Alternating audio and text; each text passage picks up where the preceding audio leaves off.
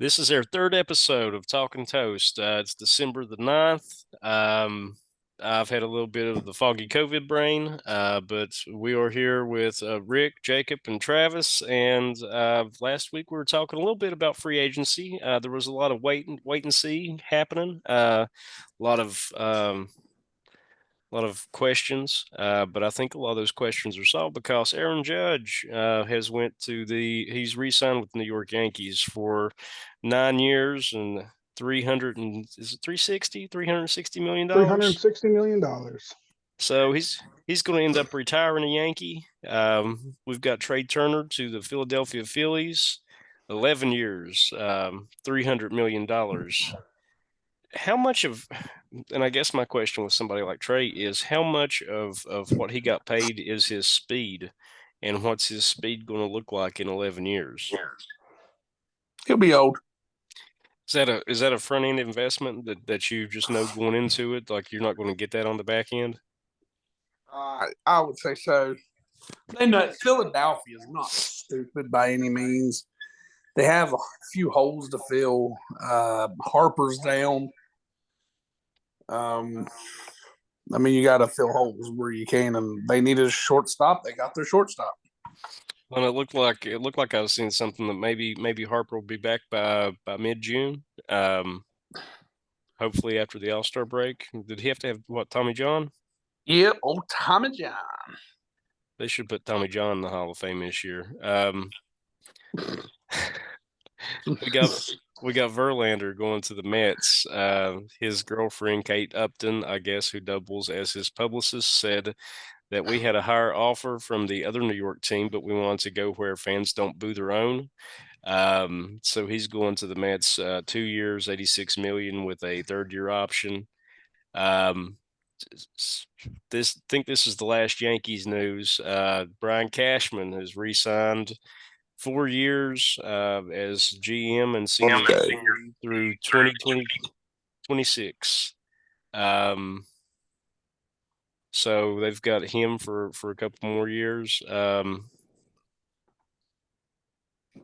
don't know. I don't feel like the Yankees have been the same since George Steinbrenner stepped down a bunch of years ago, and what's his kid's name? Hal took over. Yeah, I think George is dead, ain't he? He's since passed away, yes. But I think ever since he stepped down and Hal kind of took over the team, I really don't feel like it's the same. It's the same Yankees that dominated most of the late '90s, early 2000s. I don't know. It's not the same Yankees. They let too much stuff. I mean, for God's sake, they boo their own team. Well, and with the fans, that's something that I maybe I would expect it from the Philadelphia fans. Maybe more so in football than baseball. But for that to be happening in New York, it is kind of a it's odd. It's something I haven't seen happen before. Don't see in my notes any more Yankee hate going on, so I'm going to move on to Josh Bell to the Guardians, 2 years, $33 million. Is that a good get for the Guardians for that price? Absolutely. Bellinger to the Cubs, 1 year. 17.5 million. I heard he overpaid. He wanted 20. Bellinger was what, MVP 2017, 18? 17 or 18. He's not been the same since then. I didn't really follow him. What happened to cause him to kind of fall off the way that he did? I couldn't tell you. I just know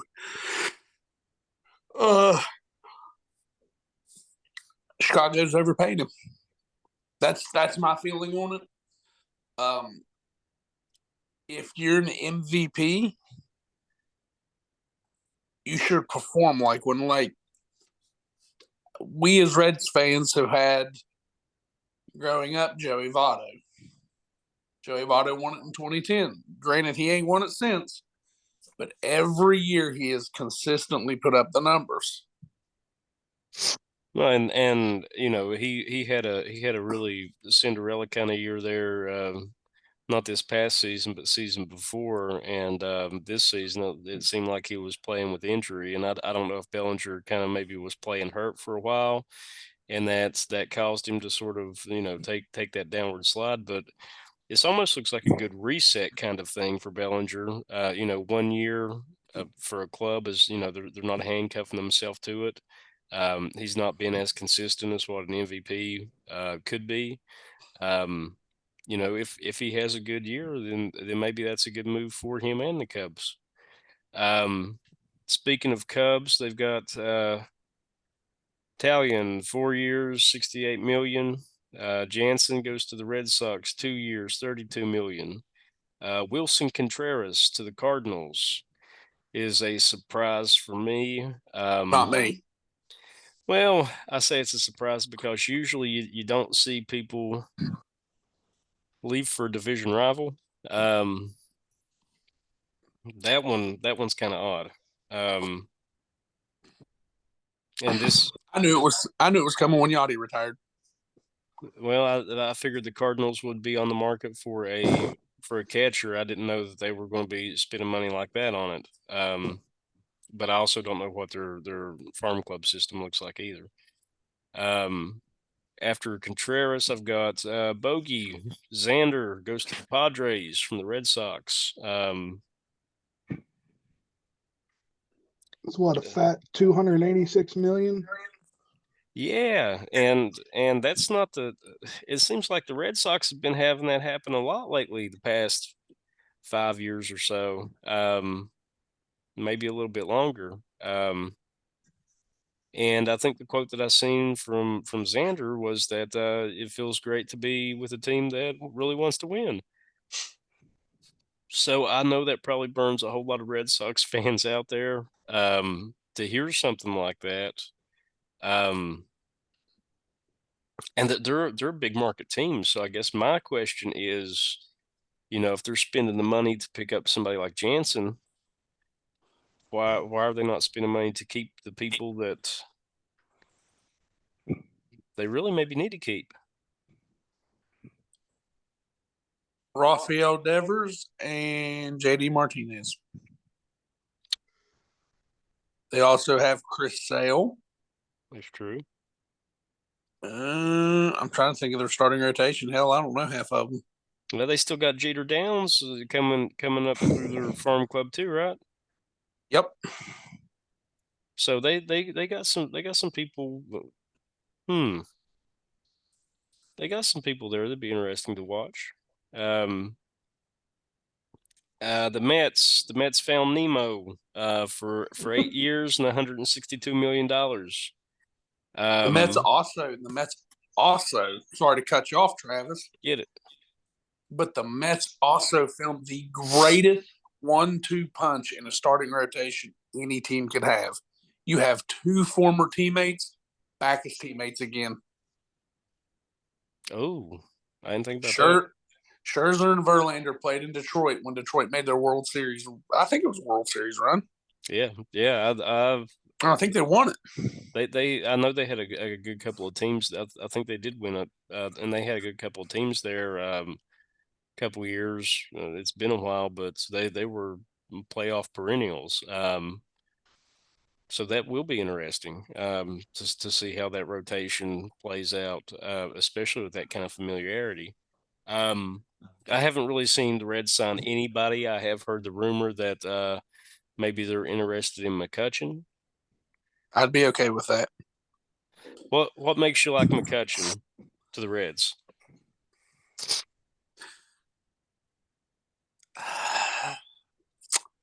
I hate to say this the way I'm going to say it. McCutchen is a Pirate, and he played for the Brewers, right? I think he torched us. And he's been on record saying he loves hitting at Great American. That's true. That's true. Also, on the Reds, I'm very mad at them right now. I mean, I know the usual, but what else is on your list? Why have they not signed Tucker Barnhart. Oh, that hasn't happened. I thought that was a lock. Nope. Oh, Pittsburgh is the front runner for him. now see, And that yeah, chaps my ass. it Oh, would I me can't too. say that. Sorry. Well, we're trying our best not to swear, but sometimes the team does that to us, right? Yep. See, and that bothers me because I know the Reds fans like Barnhart. He was here for a good long time. He went and got paid. If he's looking for a team, if as long as the dollar amount is close to what he would want, I would think he would seriously consider coming back to Cincinnati. It looks like he and his family like Cincinnati a whole lot, so I don't understand. But I guess they're trying to align payroll with resources, right? Well, if the cast, I better not. I better not. That's for another time. Oh, where else is he going to go, right? Besides Pittsburgh, or one of the other teams close in the tri-state area. Speaking of Reds and Reds luck, the MLB draft lottery happened. The top 10 goes Pirates, Nationals, Tigers. Rangers got pick 4, Twins with 5, the Athletics with number 6. The Reds come in at lucky number 7, the Royals at 8, the Rockies at 9, the Marlins at 10. Um, I like 7th overall. 7th overall isn't bad. I think 7th overall is bad for how bad our record was this year. Um, Yeah. but the Pirates also had, I guess they tied us for the worst record. So congrats to them with pick number 1. Not like those always play out the way that we think that they will, but I say you have a good chance to get a good baseball player in the top 10 picks of any kind of MLB draft. MLB draft's always different than basketball or football, though, and you never know what's going to happen. I didn't really hear any kind of news from the winter meetings. Um, what I have what I have seen is that the Rule 5 draft happened, and again, with typical Reds aligning payroll to resources, the Reds picked up a player. Granted, we paid cash for this, right? You got to pay cash for to pick somebody, right? I think so. Okay, so we paid cash to pick this kid. Forget what his name was, but we immediately traded him for cash and a player to be named later. Um, I think He's a maybe top catching prospect. oh that makes sense because that's something we don't have a lot of depth at, and let's just go ahead and send him to the Giants, right? So yeah, that's what we're looking at. I can hold on to hope with um, the McCutcheon Reds rumors, but I haven't really seen Crawl or anybody make any kind of statements about them being aggressive and wanting to actually. I mean, listen, if it were me, I would take about half the kids that we've got, Marte and Ellie and Strand. I take 3 or 4 of them. And I just go ahead and put them on the 40-man roster and stick them somewhere and let them learn to play MLB baseball. Yep. Because by the time I think that's the only way you're going to put a competitive product on the field that fans are going to be interested in. The team's young enough that it's going to draw some interest. I don't think our rotation's bad, and it's the first time maybe in my adult life that I haven't thought the rotation is bad because we've got Ashcraft, Green, and Lodolo, and I think they're all young, but they're not scared. They'll pitch themselves out of some tough situations. They'll pitch themselves into some tough situations. But they do give me a good bit of hope and promise for the future in that regard, and I know that we can keep as long as they're locating their pitches, I think we can keep a close game. Um, Whether or not we have bats in the lineup that's going to generate runs for them is a different story. I can tell Um, you now, don't count on Mike Moustakas. you know what I really like to see is I'd like to see us go ahead and eat that. Just go ahead and cut him. They probably will. I mean, and I think for me, I would rather go ahead and cut him and eat the 20 million than have to work around it.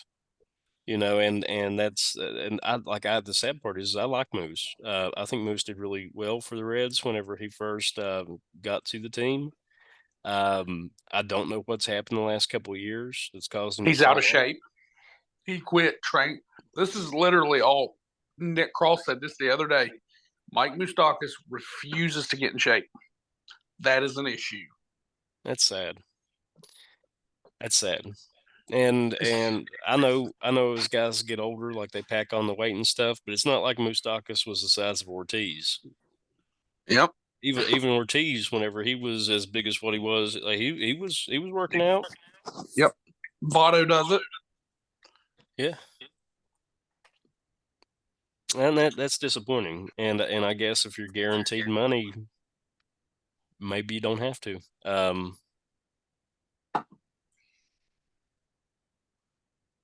But if you did, you could get more money. Well, you could, but he's probably what 36 now. I think 34, 35, yeah. Okay, I say that knowing my age, and I know that's a good couple years younger than me, and I'm thinking, yeah, he's getting too old. I'd cut me. You know what I mean? Yeah. But for me, I think that's the disappointing part because whenever you get to the mid to late 30s, it's either put up or shut up, and you're either working out and you're trying to grind it for as long as you can because you want to keep playing, or you don't. And I guess if you get guaranteed money, you don't have to. It's maybe not ethical. It's maybe not for love of the game, right? But I mean, because for me, if I'm at that point, aside from guaranteed money, like what keeps me, I guess maybe I answer my own question. Maybe that's it. Why not retire? Well, because I'm going to get paid 20 million. Yep. That's disappointing. But if I had the opportunity to make 20 million and phone it in, I couldn't say that I wouldn't. Especially if you're already financially secure, right? It's a luxury a lot of people can't afford to have. Um, so I guess for me going forward, like knowing that we haven't been that aggressive, what are some of the things that you all are looking forward to this baseball season with the Reds?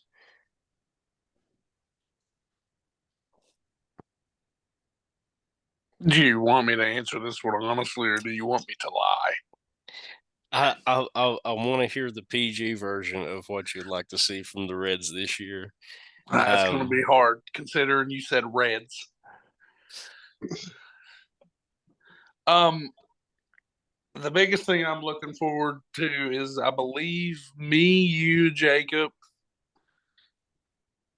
I think we've all planned to go to Cincinnati July 15th, which is what the hell is that? It's Reds Hall of Fame. Yeah, I don't know why I just forgot that. I get to see two guys I grew up watching pitch go to the Hall of Fame. That would be Mr. Bronson Arroyo and the Reds all-time save leader, Danny Graves. Yeah, that's something I'm looking forward to. I like going to the ballpark. The ballpark experience is something that you always look forward to, whether or not what we put on the field is enjoyable is something that's a different story. I certainly don't like to watch them lose by any means, but I think for me, one of the things that I'm looking forward to seeing this year is the growth and confidence that I hope that Hunter Green has, matching what he's had this past season. Because there've been a couple of games he gets into the sixth, seventh inning, and He wants the baseball. It seems like he wants the baseball. He wants the pitch, and that hasn't always worked out for him. But whenever it has, he's looked like a veteran pitcher. And you know what? With you saying that, there's one thing about David Bell I respect. I respected of him last year. Hunter Green said he wanted that ball. Let him learn. Mm-hmm.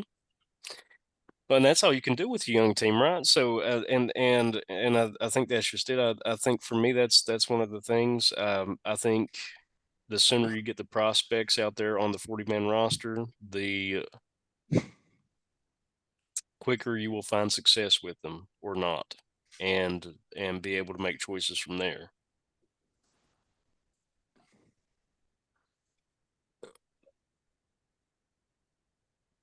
Jacob, what's one you've been looking forward to? Man, just getting back in the ballpark more than anything. Like, it's one thing to sit at home and watch it and scream into TV, but well, watching Rick scream at the TV anyways. But being in the ballpark is just a whole nother experience. Fun fact: that game that we all went to over the last summer, Yeah. was Jacob's very first Major League Baseball game. Oh, it's awesome. That's awesome. And you know, for just for the people that hopefully have been listening to us ramble, right? Backstory about us is locally, you know, Charleston, West Virginia, Charleston Dirty Birds. You know, it's our home independent pro baseball team.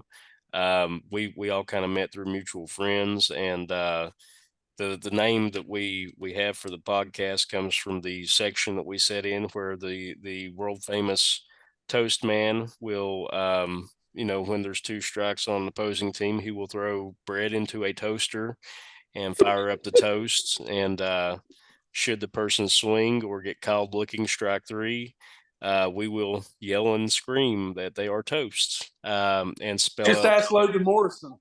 yeah. Logan Morrison, probably, if he cared enough, he would probably send goons to beat us up. Um, I think he likes being the bad guy though on away games. He just puts a little bit extra into. I don't see him act that way at home games. I don't think. Yeah, Um, like I can get behind that though. yeah, yeah, like there's a little bit of showmanship with it, right? And for me, I think that's one of the things that I look forward to. Just being inside the ballpark, spring, summertime, sun going down, sitting in the bleachers. Baseball game starts about 6:35, 7:05. It's peaceful. In a world that's not always peaceful. Yep. And I say peaceful, but you know, we're the ones yelling and hollering, screaming, and trying to argue and fight with umpires sometimes. And Hey, hold on here. That's just me. well, I think Andy puts up with a lot, and he might be the only one that halfway likes us. The rest of them, not so much. But that might be a topic for a different time. Um, Speaking of the Dirty Birds, we do have a bunch of guests that we've been talking to about jumping in and showing up, and we're not going to name any of them just yet, because Damn you. I got about 30 seconds before this is going to cut me off. But we will be talking to some fantastic people coming up in the very near future. So, Jacob, Rick, we got 25 seconds. Anything we want to toss in there? Um, I don't have anything. All right, guys, we'll see you next time. You are toast.